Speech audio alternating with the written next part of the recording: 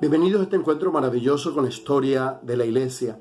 Mi nombre es James Enrique Romero, soy presbítero de la Iglesia Católica, historiador de la Universidad Gregoriana de Roma, párroco de San Roque del Copey, diócesis de Valledupar, obispo Monseñor Oscar José Vélez Izas. Estamos estudiando la Iglesia medieval. Recuerden que esto solamente es un resumen que busca que conozcamos los católicos nuestra Iglesia, que la amemos, que la estudiemos, que la profundicemos, pero que también investiguemos y cada día la amemos más. ¿Ves? Esto no busca, abarcar todo el estudio de la Iglesia medieval, solamente un abrebocas para que usted también investigue, profundice y cada día le meta el amor a su Iglesia católica. Hoy estudiamos el tema quinto, periodo otoniano, también llamado Sacrum Romanum Imperium, Sacro Romano Imperio.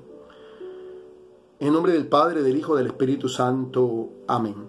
Ven Espíritu Santo, llena el corazón de tus fieles, enciende en ellos el fuego de tu amor, envía Señor tu Espíritu, recrearás todas las cosas, renovarás la faz de la tierra. Espíritu Santo, ilumínanos y santifícanos. Padre nuestro que estás en el cielo, santificado sea tu nombre, venga a nosotros tu reino, hágase tu voluntad en la tierra como en el cielo. Danos hoy nuestro pan de cada día. Perdona nuestras ofensas, como también nosotros perdonamos a los que nos ofenden. No nos dejes caer en la tentación, líbranos del mal. Amén.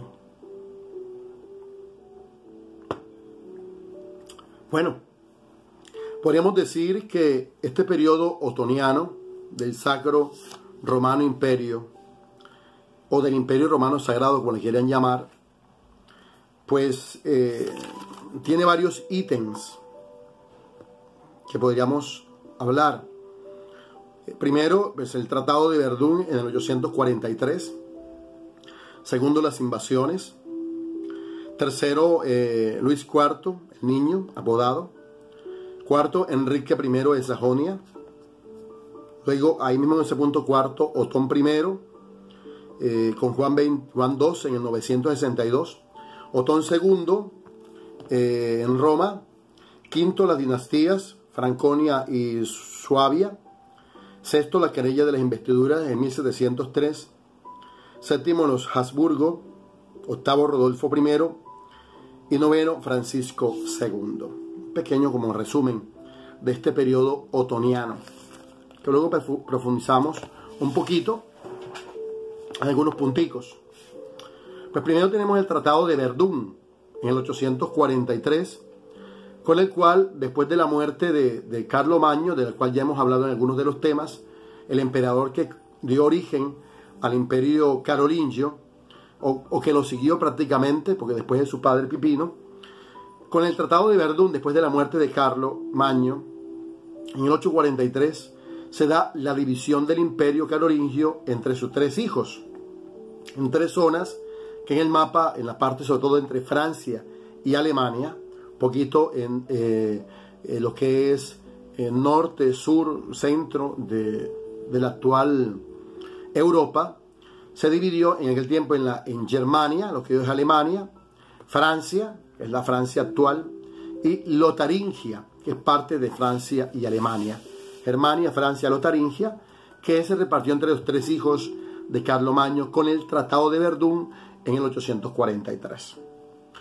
Después de eso, pues se siguieron dando las invasiones que ya venían desde el siglo III o II con los bárbaros, o sea, aquellos pueblos que no eran de habla latina, que venían muy del norte, hacia arriba de Europa y hasta el oriente incluso del globo terráqueo, entre ellos los normandos, los húngaros y los eslavos, que vinieron a posesionarse o a vivir en Europa, por muchas motivaciones, los cambios de clima, los problemas económicos, en fin. Tercero, pues Luis IV el Niño, que fue el último rey del imperio carolingio. Luis IV el Niño. Después de él, de Luis IV el Niño, el número 4, tenemos al nuevo monarca, con el cual se dice que inició la dinastía de los Otones. Ese monarca fue Enrique I de Sajonia. Enrique I de Sajonia, Su hijo, su sucesor, Otón I, daría origen a los otones, o sea, el periodo llamado en la iglesia medieval otoniano, periodo otoniano, porque su hijo Otón I, que en 936, siglo X, fue llamado el Grande, ¿ves? Luego en el 962 fue coronado emperador, y con él, con Otón I, inició lo que llamamos el Sacro Imperio Cristiano. Es un imperio cristiano. Ya ahorita pues les decimos un poquito las características de este imperio cristiano para que lo entiendan. Y con él nació este Sacro Imperio Romano Germánico. ¿Por qué germánico? Porque viene precisamente de los sajones, de estas comunidades de germanos que venían del norte y que se hicieron pues su localía en Europa, sobre todo en lo que hoy es Francia, Alemania, y que terminó este Sacro Imperio Romano Germánico más o menos en el 1806, o sea, se extendió, imagínense ustedes cuántos siglos, desde el 936, un poquito antes, hasta el 1806 con Napoleón, con el imperio de Napoleón.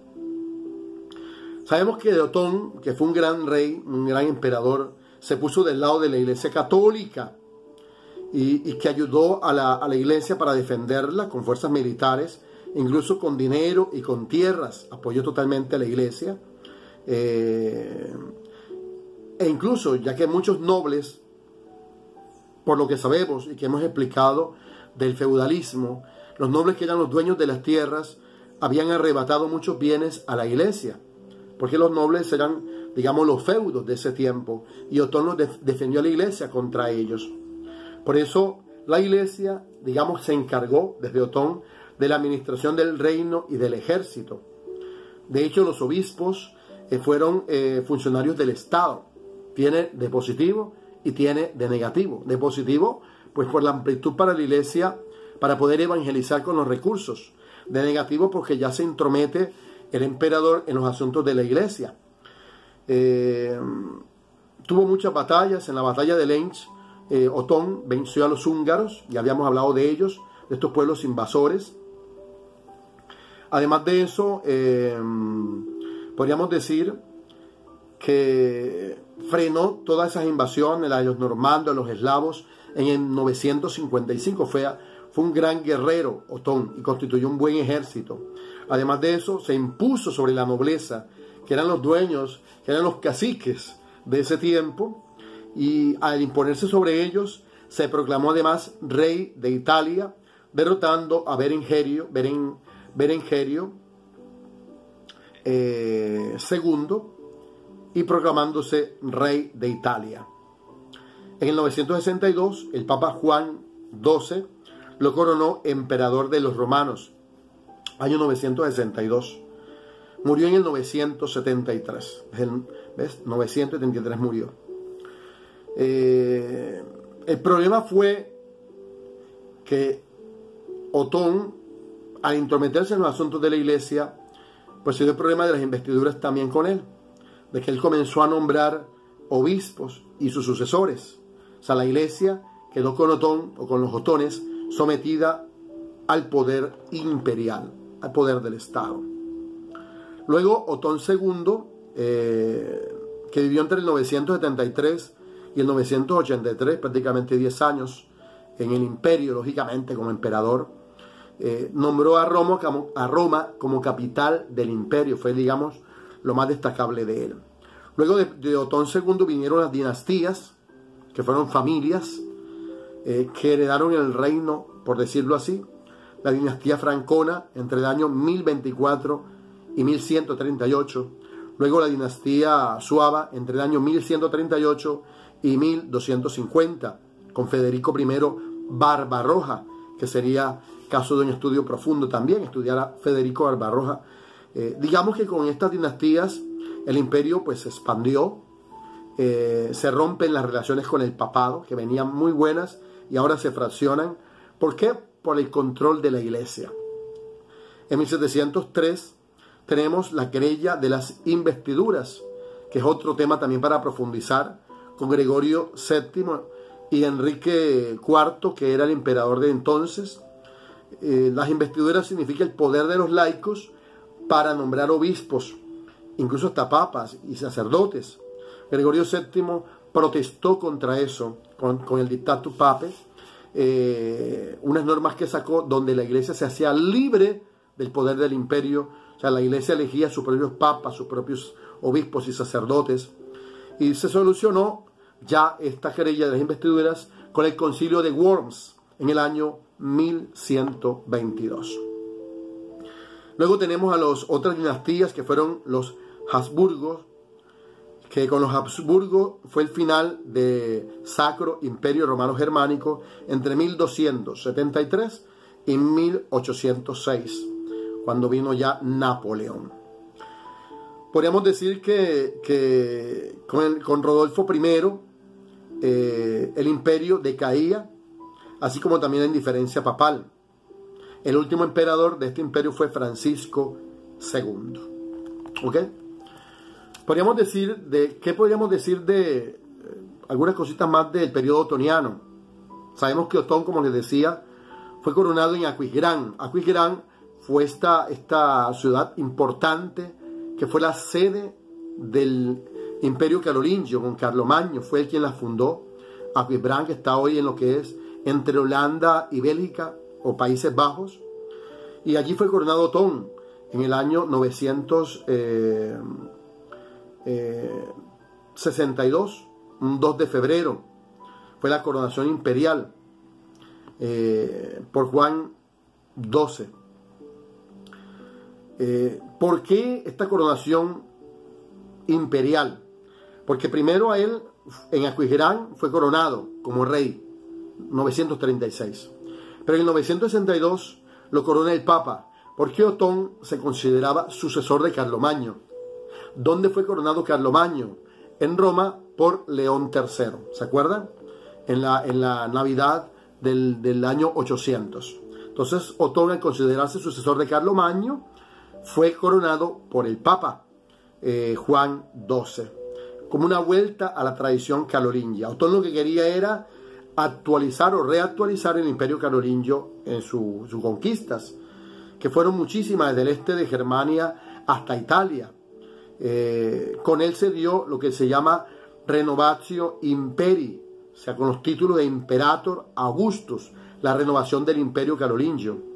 Sus sucesores, como le hemos dicho, Otón II y Otón III, se dio una restauración política, cultural y religiosa, o sea, un equilibrio en el imperio, la protección, como ya hemos dicho, de la iglesia, la lucha contra los bárbaros, contra los invasores y la extensión de la cristiandad, con el nombre de Sacro Imperio Romano Germánico, SIRG. En lo cultural, como Otón imitaba, por decirlo así, a Carlomagno, Otón fue un gran impulsor de las bibliotecas creadas y enriquecidas, de los centros escolásticos donde se estudiaba, y episcopales, sobre todo en Occidente, de las escuelas, muchas de ellas que se dieron en las catedrales e iglesias. Recordemos que las primeras escuelas o las primeras escuelas o universidades nacieron en las catedrales más antiguas. De ahí pues ya se independizaron. Otón III, podríamos decir que fue rey en el 983 y emperador en el 996 hasta el 1002, siglo XI. De Otón III, una característica que utilizó los obispados, lo que llamamos diócesis del imperio, como sedes del gobierno temporal, copiando a Carlomagno. ¿Por qué? La iglesia siempre, en su jerarquía, por eso la palabra jerarquía de la iglesia significa organización. Desde que la iglesia nació organizada. De hecho, en Mateo, capítulo 16, verso 18 en adelante, Jesús organiza la iglesia en la cabeza de Pedro. Tú eres Pedro, y sobre esta piedra edificaré mi iglesia, y sobre los 12 apóstoles. Los apóstoles, como dice el libro de los Hechos de los Apóstoles, nombraron presbíteros, nombraron obispos sobre cada comunidad. O sea, la iglesia desde Cristo nació con una organización, con una jerarquía. Esto lo sabía Otón III, tomó esta ventaja de la iglesia para organizar su imperio en los obispados.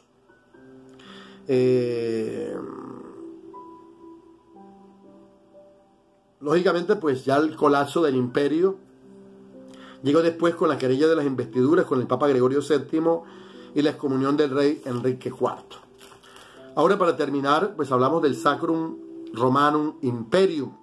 Todo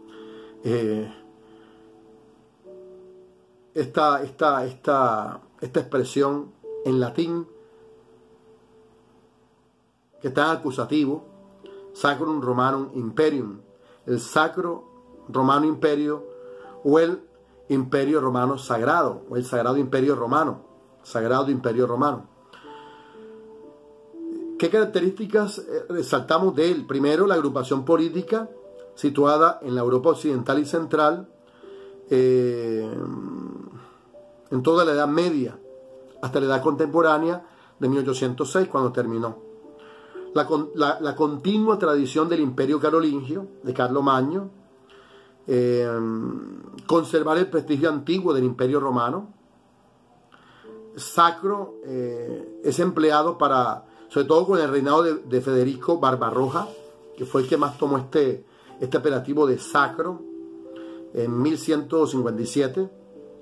El imperio se formó en 962 con la dinastía sajona, y hablamos precisamente de él, del papá de Otón, que fue el sucesor de Enrique I de Sajonia. El gobierno fue monárquico totalmente.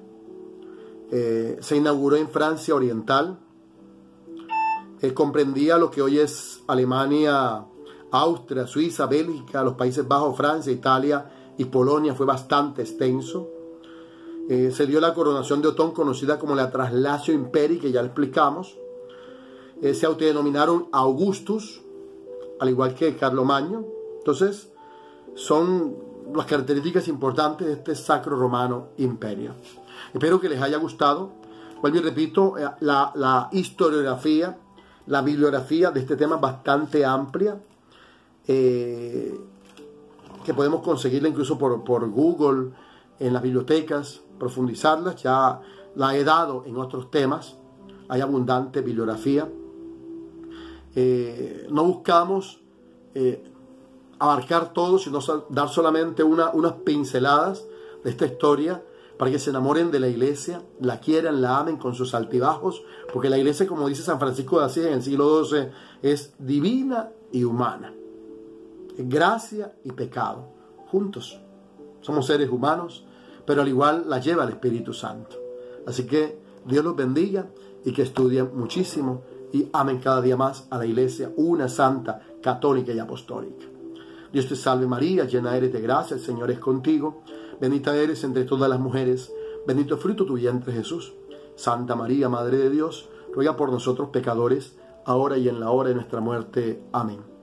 Gloria al Padre, al Hijo y al Espíritu Santo, como era en el principio, ahora y siempre, por los siglos de los siglos. Amén. La bendición de Dios Todopoderoso, Padre, Hijo y Espíritu Santo, descienda sobre ustedes y permanezca para siempre. Nos pi.